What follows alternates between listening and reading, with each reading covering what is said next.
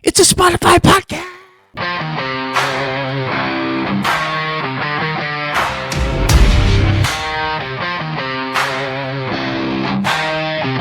You pushed me down, thought I'd stay on the ground, counting me.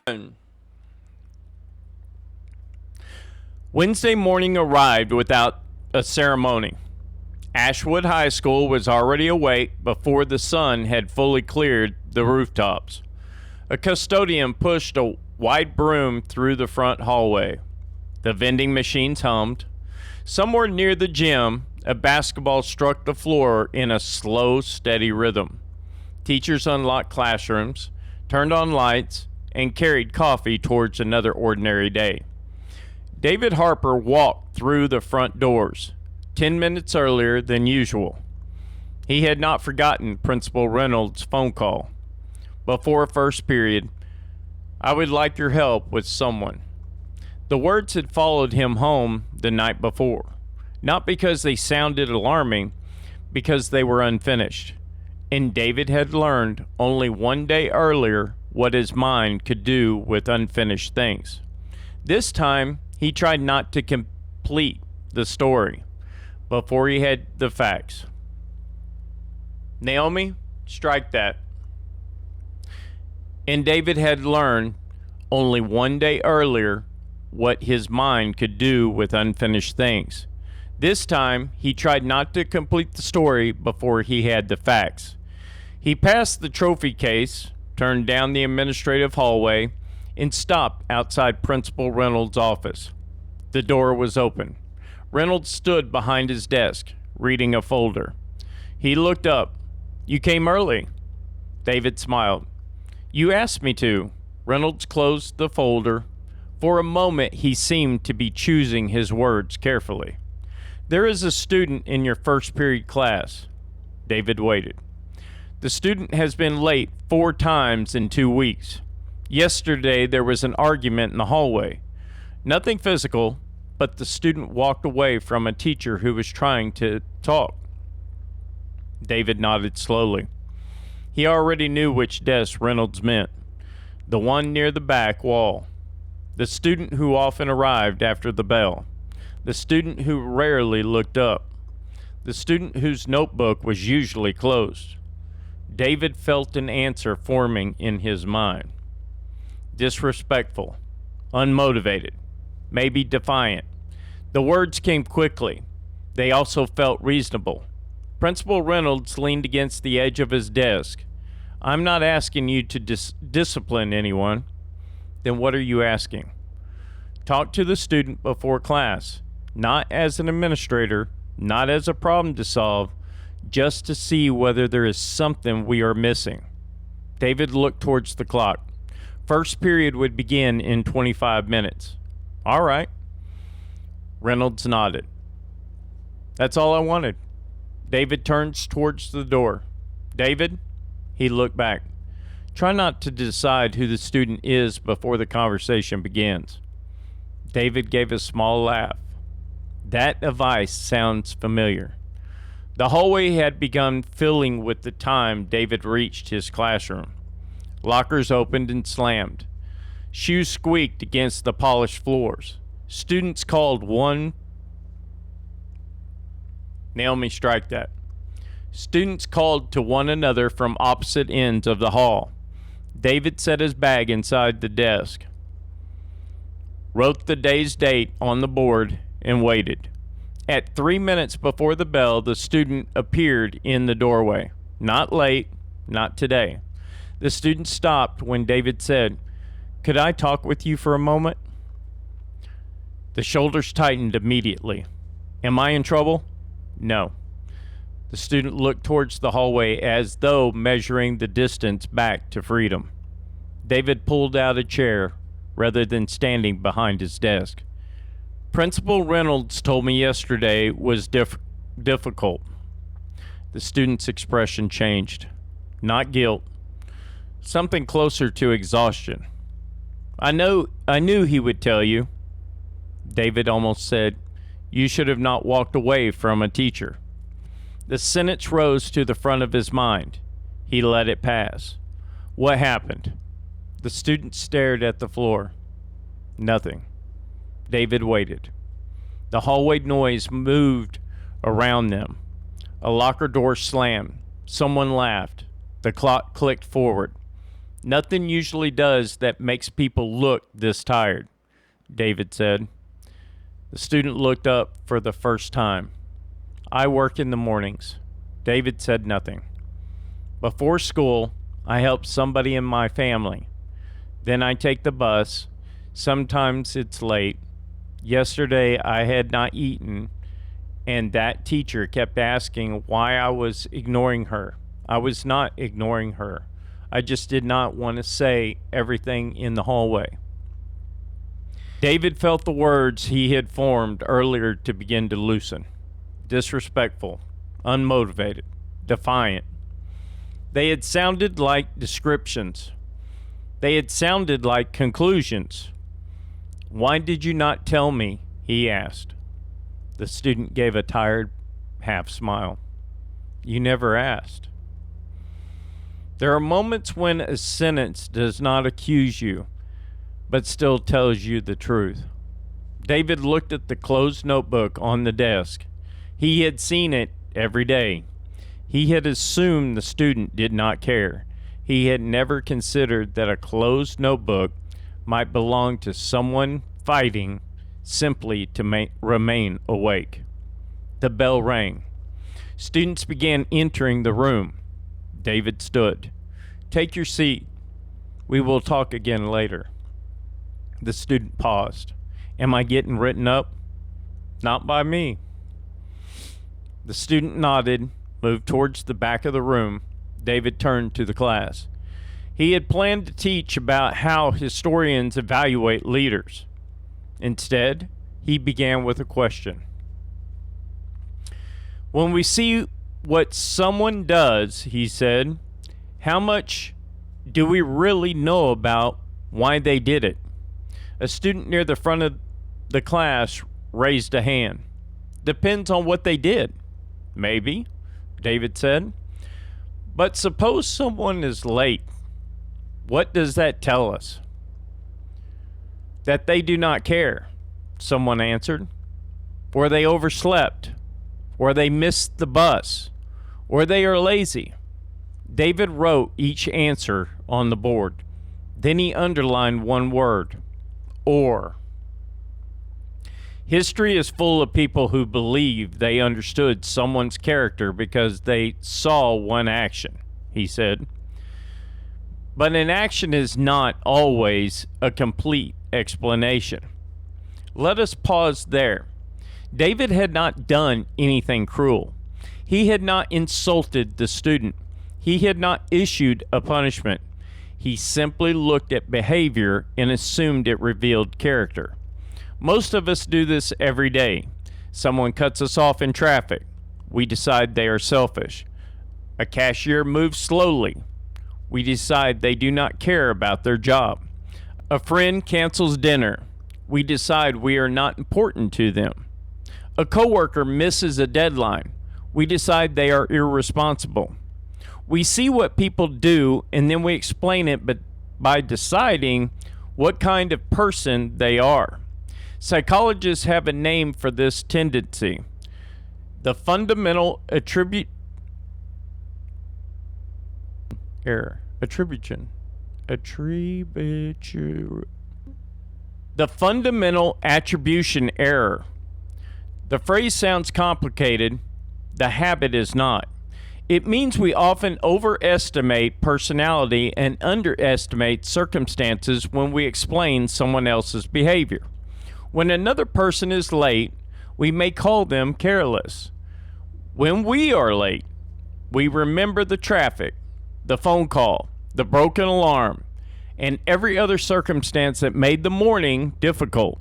We give ourselves context. We give other people labels. David had given the student a label before he knew the morning, and labels are powerful because they change what we notice next. Once we decide someone is lazy, every delay becomes proof. Once we decide someone is rude, every quiet moment becomes an insult. Once we decide difference, the first period lesson continued. David spoke about a historical figure whose choices had been judged differently depending on which account a person read. He asked the class to separate action from explanation. What happened? What might have influenced it?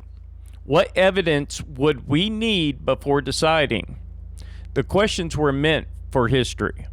David knew they were also meant for him. After class, the unnamed student stayed behind.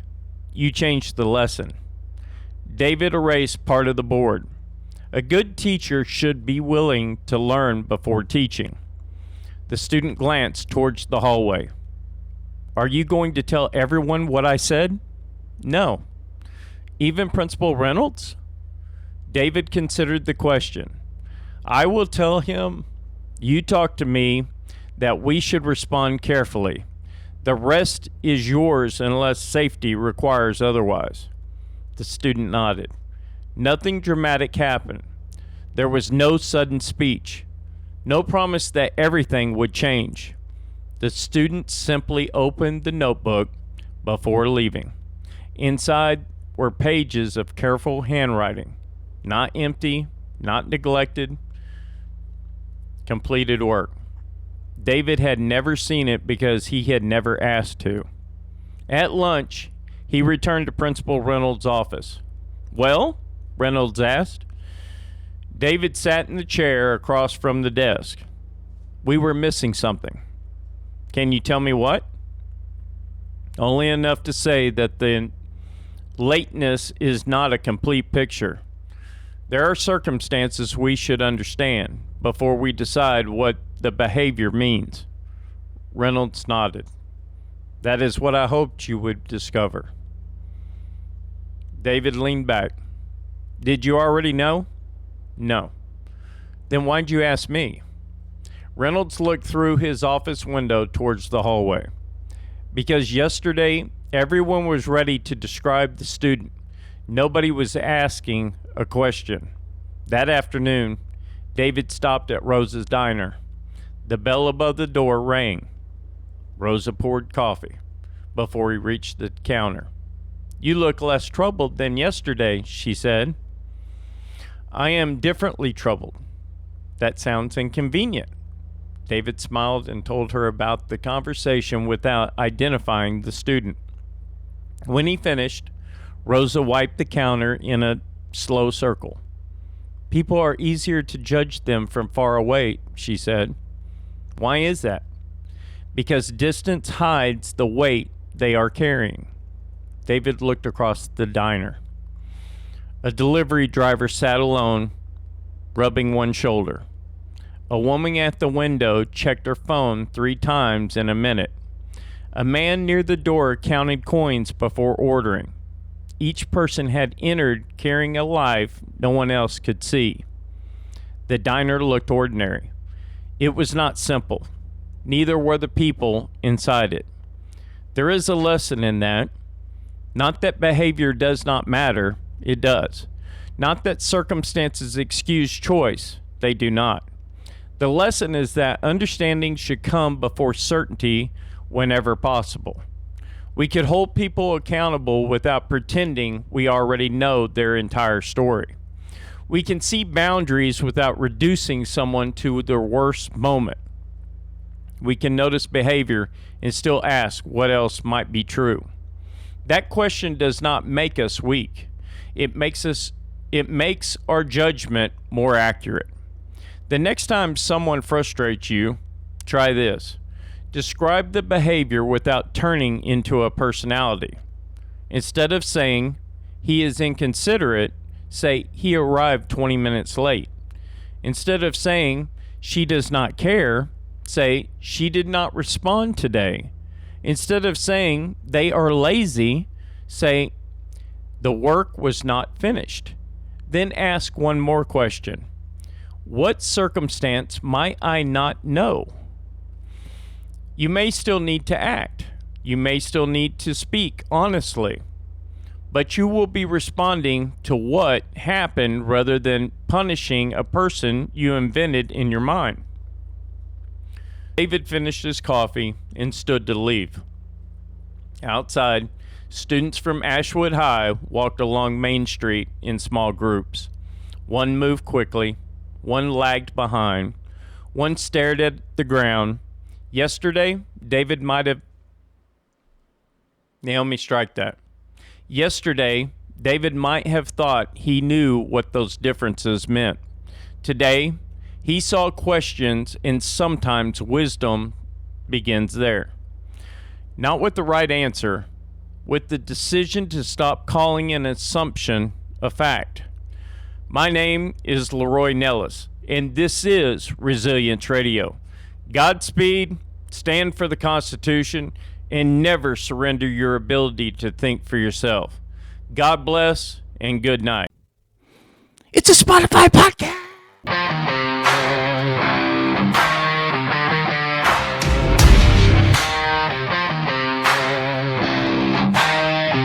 You pushed me down, thought I'd stay on the ground, counting me. One. Hey, everybody. I wanted to sit down with you today and talk about something we've been working on behind the scenes for quite a while now. First, I want to thank you. Whether you've been here from the beginning or you just found the channel recently, I want you to know that I genuinely appreciate every single one of you. Every comment, every conversation, every suggestion, every word of encouragement has helped shape what Resilience Radio is becoming. This isn't just my channel anymore. It's about a community. And because of that, I wanted you to hear these changes directly from me. Over the last several months, we've been doing something a little unusual. We've been studying our analytics almost obsessively. Not just YouTube analytics, but the analytics coming from Naomi, the AI production system we've been building from the ground up. We've been asking questions like, what videos do people come here for? What keeps people watching? What topics naturally fit together? And what happens when we mix very little types of content on the same channel? After looking at thousands of data points, we came to one conclusion. It's time to let each series become a very best version of itself. So today, I'm excited to announce that Rabbit Holes is becoming its own dedicated YouTube channel. Rabbit Holes deserves its own home. It's where we dive into mysteries, history, unsolved questions, and rabbit holes. Strange events, forgotten stories, and all of those fascinating topics that make us lose track of time. By giving Rabbit Holes its own channel, YouTube can better understand who those videos are for. Our AI can learn from much cleaner data, and we can build something truly special for people who love those deep dives. Resilience Radio will continue doing what has always meant to do, help people understand themselves through psychology, critical thinking, human behavior, wisdom, and resilience. Separating the two channels doesn't mean we're making less content. It actually means that we're going to be making more and better content. So here's what I'd like to do. Right below this video, I've put the links for both channels. Please just take a moment to subscribe to both of them. That way, when a new episode drops, whether it's Resilience Radio or Rabbit Holes, you'll be notified immediately and won't miss anything. Now, here's one more announcement. And honestly, this is one that I'm most excited about.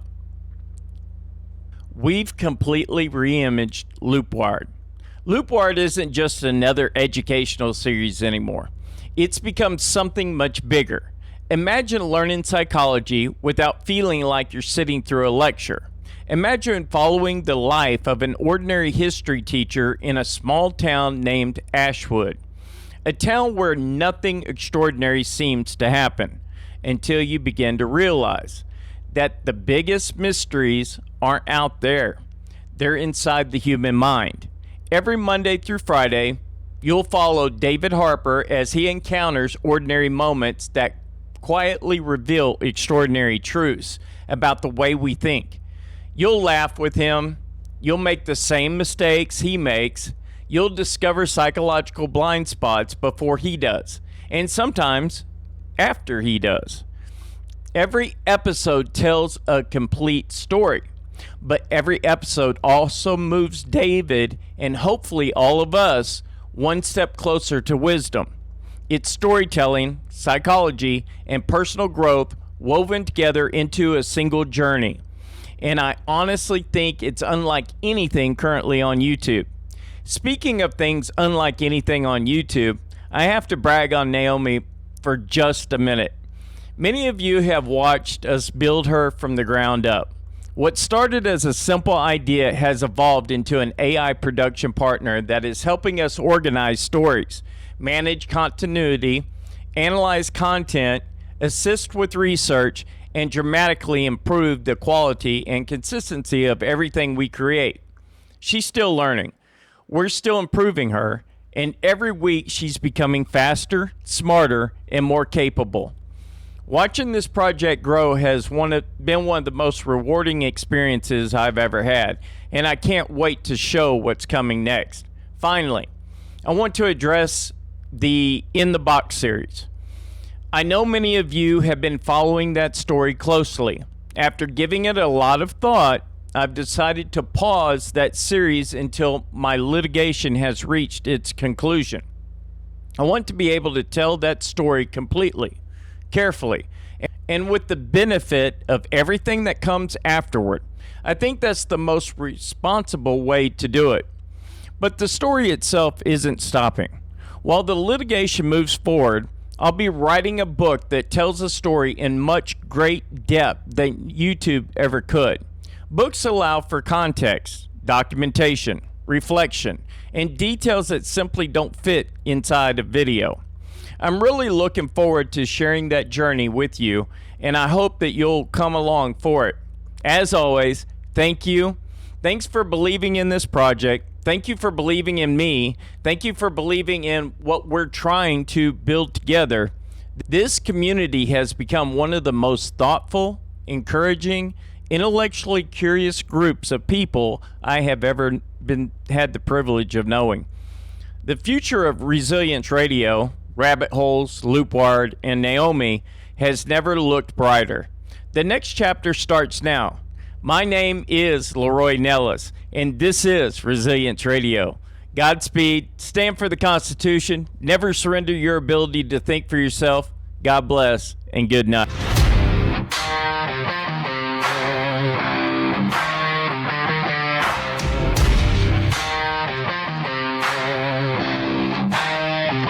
You pushed me down, thought I'd stay on the ground, counting me out like the numbers didn't matter. But pressure builds diamonds in the dark, and I've been sharpening my edge in the chatter. Every scar turned into strategy, every setback fueled my clarity. I took the hits, learned the game, turned my losses into flame. Now I'm coming back strong, and you'll remember my name. I'm rising through the fire, breaking every wall you built around me. Heart's a battle drum, beating louder, a force you'll never drown. See, this is my return, my moment, my power. I'm rising, yeah, I'm rising.